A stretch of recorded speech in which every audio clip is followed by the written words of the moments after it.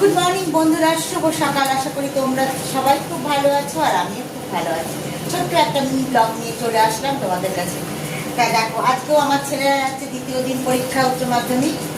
আজকের হচ্ছে ইংলিশ 2। তা চলো, তার জন্য রান্নার প্রস্তুতি নিয়ে নিয়েছি সকাল সকাল। তা ভাত হয়ে গেছে, ভাতটা তোমাদের আর দেখালাম না। আর এখানে দেখো, আমি কাতলা মাছ ভাজা করছি। আর আমার ছেলেরা তোমরা জানোই, কাতলা মাছ ছাড়া কোনো মাছ খায় না, বুঝেছো? তাই কাতলাটাই বেশি হয়, আর বড়মশাই থাকলে অন্যরকম ভ্যারাইটিস মাছ হয়।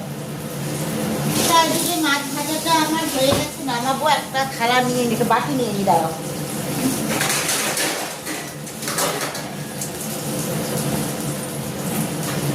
তা মাছ ভাজাগুলো দেখো সব হয়ে গেছে। এবার আমি মাছ ভাজাগুলোকে নামিয়ে নিচ্ছি।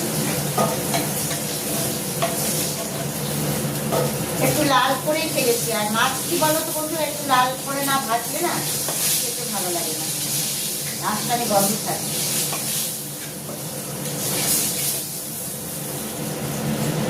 তা আমি গ্যাসটা এখন অফ করে দিচ্ছি বন্ধুরা। কেন, আমার মাছের যে সবজিটা দেব সেটা এখনো কাটা হয়নি। তার জন্য কি বলতো, গ্যাসটা এখন আমি বন্ধ করে দিলাম। আর দেখো, মাছগুলো সব আমার ভাজা হয়ে গেছে। তাহলে সবজিটা কেটে নিয়ে আসি, তারপরে মাছের ঝোলটা বসাবো, তোমাদের দেখাবো। চলো এখন সবজিটা কাটতে যাই।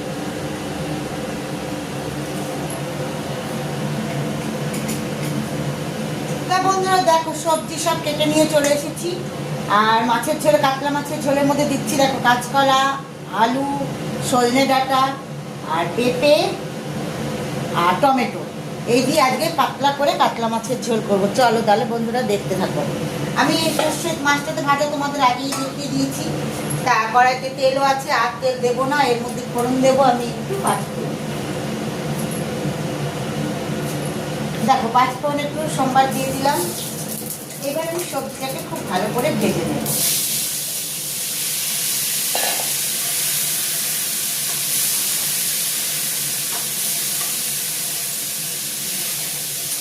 সবজিটাকে একটু লাল করে ভেজে নেবো। এর মধ্যে দেবো আমি হলুদ আর একটু লবণ।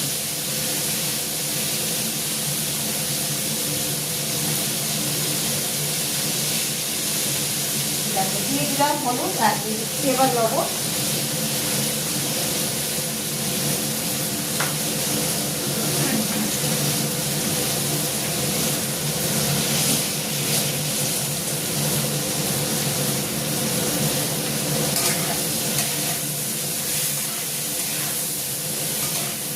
দেখো, দারুণ করে ভেজে নিচ্ছি। এবার এর মধ্যে আমি জিরে গুঁড়ো আর হচ্ছে